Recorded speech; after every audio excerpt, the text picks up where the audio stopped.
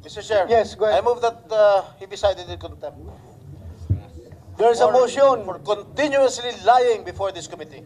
Any objection? Hearing none, Mr. Jonathan Morales is hereby cited in contempt before this committee. Bring him down. Patuloy pa rin akong masama ang feeling sa nangyaring injustice kay Agent Morales. Kaya ito ang Istorya Pinas.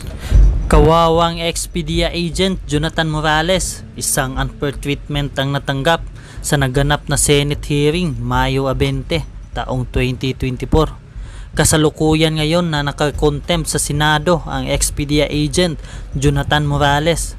Kasama niya na contempt at nakatilaw ng kasaba si Picoy. Parang hindi na talaga maasahan sa panahon ngayon ng gobyerno. Marami ang nadismaya sa mga supporters sa nangyari sa Senate hearing. Ano ka ba, Jinggoy? Pinag-iinitan mo talaga si Morales. Nagkakagulo na talaga ang mga pangyayari sa ating bansa. Wala na talaga akong tiwala sa mga nasa posisyon ngayon. Very evil na talaga ang mga nanunungkulan. Kahit ordinary citizen will see the unfair treatment given Morales.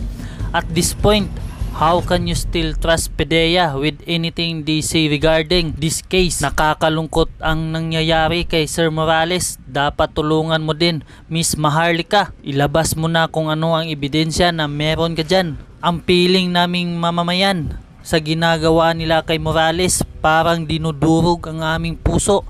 At talagang umiiyak ako sa pag-insulto nila sa ating resource person. Para sa katotohanan, Mr. Morales, laban lang. Kahit na pinagtulungan ka ng mga senador, pero ang taong bayan at ang Panginoon nasa likod mo. We are praying for you. Sir Jonathan Morales, kapit lang po kayo. Marami po kaming mga Pilipino ang nagdarasal para sa kaligtasan mo po. Madam Maharlika, please, labas mo na ang mga dokumento mo para makatulong kay Sir GM. Siya ang naiipit sa mga pasabog laban sa mga Marcoses. They are not treating Jonathan Morales fairly. Grabing insulto at sarcastic gestures ginawa nila. Carpet level kasi. ang feeling sa nangyaring injustice kay Agent Morales. Kaya naman po may nabuti nating kausapin or kontakin ang kanyang tumayong abogado doon sa loob ng Senado. So, hindi na po natin patatagalin. Ito na po si Attorney Vincent Badong. Sir, magandang araw po. Kamusta po kayo? At welcome sa aking channel. And thank you sa inyong time at napaunlakan niyo po ako. Magandang araw din po sa mga lahat po ng mga audience po nyo. And then, minarapat ko kung humarap po sa inyo ngayon as advised by Agent Morales na rin po. Oh, okay. So, sir, nalungkot po ang taong bayan dahil sa nakita naming injustice na ginawa ng mga senador, lalo na si Senator Jinggoy Estrada. So, tutukan po natin yung sa pinipilit ni Jinggoy na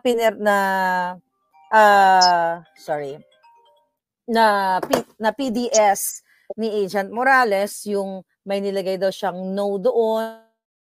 Tingin po sa amin, ano ba talaga yung gustong mangyari ni Senator Jinggoy Estrada doon sa Senate hearing na yon? Well, yung with regard ho dun sa PDS na hinihingi na authenticate sa kanya, matagal na ho siyang nag-apply ng PDEA ho, no? So sa tagal na ho na yon, hindi niya na ho exactly ma-recall kung ano po yung mga nilagay niya, pero definitely dun ho sa portion when you are asked, have you ever been formally charged? Nung mga panahon na ho yun, nakasuhan ho siya. And fortunately, na-acquit po siya. Kaya ho yung pagka nag-fill up po siya noon, he's proud to say, to take on the yes box. Tapos, kasi ho dun sa ilalim po nung yes, if you say yes, may nakalagay ho dun na others, please specify.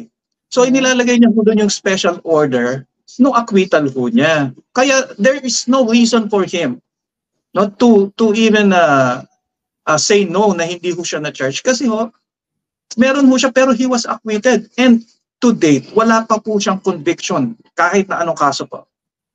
So, ibig sabihin, sir, kahit na nilagay niyang no, ibig sabihin, okay pa rin. Tama ba ang pagkaintindi ko? Hindi po kasi, kung no ho kasi, hindi ho naman ho kasi, because he was formally charged. Okay. No? He was formally charged.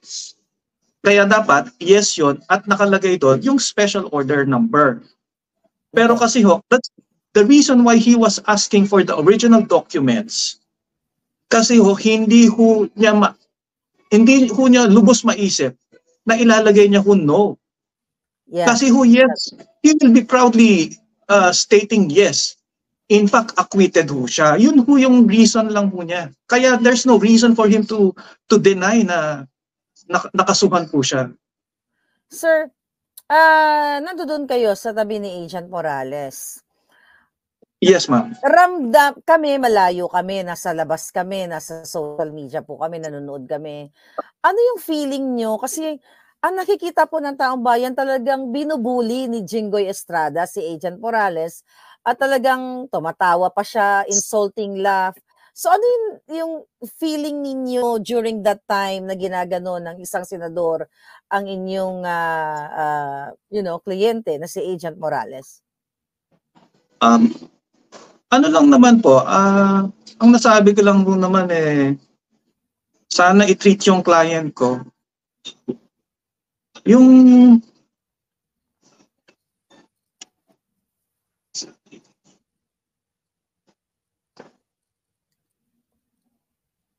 Hello? Kasi unfair treatment po talaga yung nakita namin. Actually, nakakadurog ng puso. Yung nagsisinungaling na unang si Picoy, ni hindi man lang nasigawan o nabulyawan yon ni Jinggoy Estrada. So nakatutok talaga siya kay Mr. Morales, sa client ninyo. Ramdam po namin yung galit niya. Okay, na pag-discredit niya at pagsira niya kay Agent Morales. So, kayo din po ba? Yan din yung na-feel ninyo during that time? Kasi yung client ko po is just a resource person.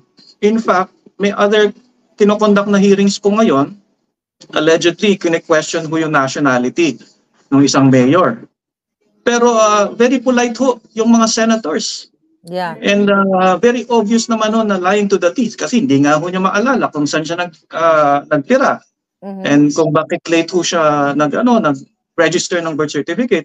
Pero the senators there were very polite dun ho sa witness nila. I was just wondering why medyo hindi ho kagaya nung treatment ho kay Mr. Morales po. Yes, sir. So, nung hinihingi po ni Agent Morales yung copy, yung original copy ng PDS niya, ininsulto din siya ni Escudero, ni Jinggoy, na parang sinabi nila na, hindi mo nga mai-provide yung original copy nung authority to op and pre-op na ako po yung nag-leak nun, ako nagpalabas. So bilang isang abogado, maihahambing ba yung PIDEA, yung pre-op and authority to op na nilabas kong Xerox copy doon sa PDS ni Agent Morales? Let's put things in proper context po, no, para malinaw. Unang-una ho, yung leaked PIDEA documents ho na yan, hindi ho galing sa client ko ho yan. No? Okay. Na-leak ho yan, doon ho nagsimula ang problem niya. The reason why he's being asked to testify is based on his knowledge kung ano po ba yung pangyayari doon sa likod ng document na ho na yon. And the only one who can authenticate such document, yung umikot na yan na document na ho na yan, si Mr. Morales because siya po mismo ang gumawa niyan. So yun lang ho ang niya, inauthenticate niya lang po kasi yun ho ang ginawa niya. Pero kung sa pagkalat ho, wala ho siyang, he doesn't have any motive para pakalating ho yan dahil diyan ho naggumulo ang buhay po niya. Diyan sa documents po na yan. Yes, sir. So doon naman po sa PDS na hiningi niya ngayong original, which is hindi na-provide ng PIDEA, di ba? Hindi po ba dapat napakabilis lang i-provide yung original nun since sinuplayan nila ng photocopy si Jinggoy? The good thing about it po, ma'am, is hindi pa ho naman ho tapos yung hearings, no? Suspended pa lang naman ho. So, sa next hearing, yung original documents should be provided sa Senate kasi ang allegation po nila is chinek niya ho yung no. When in fact, he knows for a fact na yes ho yan dahil nga may kaso ho siya nung panahon na yon at acquitted po siya. So wala akong problema yon pagka sa application ho ng government since acquitted po siya. Yeah, oo. Hindi pa naman siya convicted katulad ni Jinggoy Estrada. So sir, pag mga ganyan ba na kino-contempt ang isang resource person na hindi naman dapat i-contempt dahil lamang sa personal o galit ng isang senador, ano usually ang pwedeng remedy yan ng isang resource person? Pwede ba niyang balikan or kasuhan ng senador na nag-contempt sa kanya ng mali or hindi bias or injustice? Well, magmo-motion po tayo, no? Pero as it is, Senate has its own rules. Okay. So, hindi ho yan parang regular court. Iba ho ang Senate. So, hindi ho yan na pwede sana kami mag-cross-examine dun sa ibang resource speakers po. Pero hindi ko kasi ganun ang Senate. So, we take it as it is and then we just try to find yung legal remedies para ho kay Mr. Morales. Okay, sir.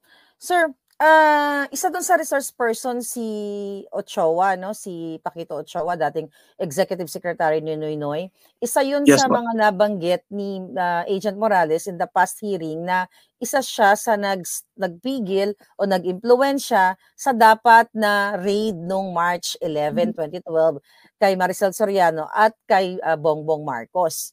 Sir, doon sa tanong ng mga senador, I believe si Senator Bato, na tinanong si Ochoa na ikaw ba ay totoong nagpigil, isa ka sa nag-influence na wag maituloy itong raid na ito.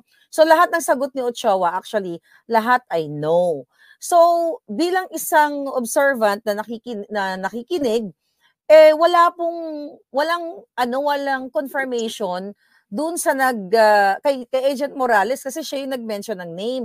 Tama po ba na dapat nung nag-no si Ochoa, nagkaroon ng pagtanong din ang mga senador kay Agent Morales to confirm na sinasabi ni Ochoa ay hindi daw. Anong masasabi mo? What is your point about it, sir? Yung senators po kasi are the ones conducting the investigation. So ang objective po kasi niyan is to ferret out the truth, no? So you can only do such to ferret out the truth by inquiring or asking yung mga witnesses. So pagka hindi mo naman question or i-cross yung witness, what's the point in asking them to be there? Kasi kaya nga ho naging resource speakers po yung mga yan eh. Kasi as far as they are concerned, yung matters related to them, yun ho ang i-investigate ho ng mga senators po natin. Yeah. So, yun. Nakita namin na talagang wala ring pagbalanse, no? Kaya doon sa statement ni Agent Morales in the past hearing. Sir, doon sa ginigiit ni Agent Morales na 'di ba yung video, yung CCTV nakita ng tao ng buong bayan na itong si Picoy at itong si Romy Enriquez ay nag-uusap. Yeah, Enriquez. Then ayon doon sa CCTV na yon ay inutusan ni Lisa Marcos o Lam itong si James Kumar para areglohin si Agent Morales. Or, nabanggit din doon yung tungkol sa kanyang pag hindi pumayag, pwedeng, atakin sa puso or sa gasaan, kumbaga death threat. So, doon sa binanggit ni Agent Morales na sana ipatawag din si Lisa Marcos or si Lam dahil siya ay nabanggit din. Bilang isang abogado, tama ba na ipatawag siya? Kasi it's really unfair na bakit si Kumar lang, nabanggit din itong si Lam. kung sa amin po, no, sa legal profession, no, any person na mentioned during the investigation, pinapatawag po yon, pinapasapina po yon, sinasaman po yon, kasi nga for them to be able to shed light dito ho sa nangyayari ngayon, dito sa controversy na the controversy that is brought before us. Sino ang makapag-clear niyan? Could be yung mga witnesses po. Since na-mention po yung mga pangalan na yon, as much as possible, lahat ho na na-mention, dapat ho na-i-invite for them to be able to express or to shed light on the controversy. Yes. Sir, ako, pinaka-concern ko yung safety and security ni Agent Morales. I believe wala pong nagbigay ng tulong sa kanya, no, from the government, aside lang doon sa Senate, what do you call that, OSA? OSA po. Office of the Sergeant at Arms, opo. OSA. So, di ba yun lang ang nagbigay sa kanya ng security during the day of the hearing. Pero other than that, wala po talagang ibinigay ang government even though mayroong pagbabanta sa kanyang buhay. Yes po. Ang OSA po, as discussed by General Ancan, you were able to talk to him. Sabi ho kasi sa amin na ang OSA is only limited to provide yung security dun sa Senate-related concerns. But since meron pa ho siyang mga ibang hearings that he has to attend to, hindi na ho na-provide ng OSA ho yun dahil hindi na ho Senate-related. So, in short, wala ho siyang security or protection dun sa mga personal ho niyang mga kailangang attendan ng mga hearings and other errands. Yun po. Pero sir, di ba, may death threat siya eh. Narinig namin sa video. At saka sa sitwasyon niya ngayon dahil nga ang presidente ang nasasangkot dito. Hindi po ba dapat merong tayong ahensya ng gobyerno na mismong ilalapit ang serbisyo sa isang Morales o Agent Morales na peligro ang kanyang buhay? We already wrote the office of the chairman ng committee po asking for a recommendation for Mr. Morales to be under the witness protection program po ng Department of Justice. Na sumulat na po kami kay chairman po, sa chairman ng committee. Kailan po ito? Kailan po kayo sumulat? Around May 7, if I'm not mistaken po. Nung last hearing, May 7 po. May na po, may reply na so far? Wala pa hong reply. To date po, wala pang reply. Ganun po ba talaga kabagal from May 7? Anong petsa na ngayon? I mean, usually, di ba, dapat within 15 days ba? Pero kasi, urgent kasi to eh. Kumbaga yung buhay niya ay nakasalalay na anytime, pwede may mangyaring masama sa kanya. That's precisely the reason why we wrote po, no, ma'am, because due to the exigency of the security ng kailangan na ma-provide kay Mr. Morales po, kasi nga ako, ayun nga, blatantly sinabi, papatayin yan. Kaya ako, nag-request na ako kami talaga niyan dahil we already anticipated this eh, kasi nga ako, medyo influential and yung persons involved na nadawit ho, na nabanggit ho ng mga pangalan, no? Kaya ho, we already requested for that from the committee po. Pero with regard to yung kung meron na po ba, to date wala pa hong reply. Pero with regards sa reason that we do not know po, siguro the best would be the committee. Let's just ask the committee. No?